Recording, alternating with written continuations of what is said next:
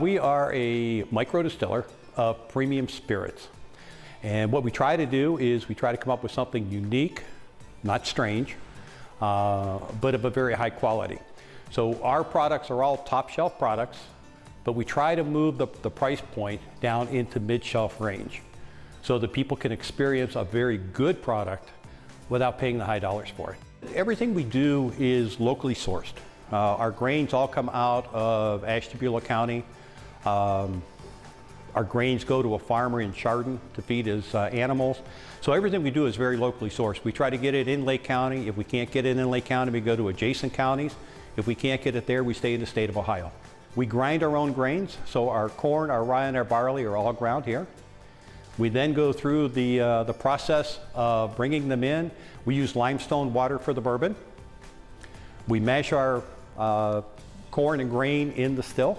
Into the barrel it goes. We use a special yeast.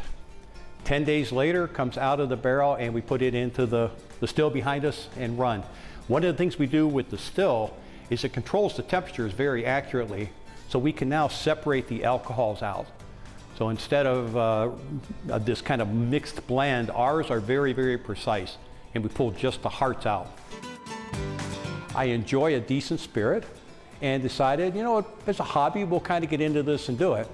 But one of my problems is I can't let things alone. So my hobby continued to expand and expand and expand to where we are today. The first one we have is our vodka. Our vodka is made from whey. It's not made from grain. And when you make vodka from whey, a couple of things happen. The bite that vodka normally has drops down dramatically. The viscosity goes up a little bit, so it has a little creamier, silkier mouthfeel to it.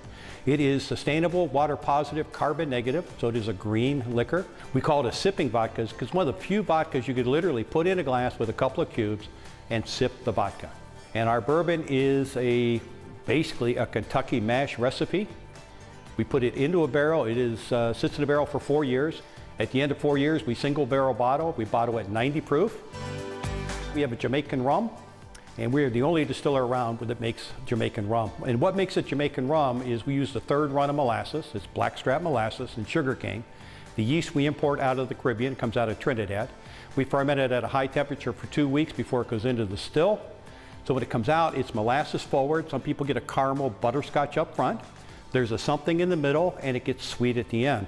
The something in the middle in Jamaica is the funk of the rum. And the last one we have is our dill pickle vodka, and that's our vodka infused with dill pickle, all natural, nothing artificial. We had our vodka out in California at the Bartender Spirits Award. That came back with a silver medal. We had our bourbon also at the Bartender Spirits Award. That came back with a silver medal. And our rum also at the Bartender Spirits Award. That came back with a bronze medal. Everybody that comes in says the same thing. It's just an amazing product. For us, making a profit isn't really what's important. It's about giving somebody a decent drink, a decent liquor at a decent price. With us, it's about giving back to the community. We do a lot of giving back. We do a lot of sponsorships. We do baseball teams and golf outings and everything else. That's really what it's about. So we're very community oriented. So to be able to do it here and then show people that you don't have to go to Kentucky to get a decent liquor. You just have to come to Willoughby.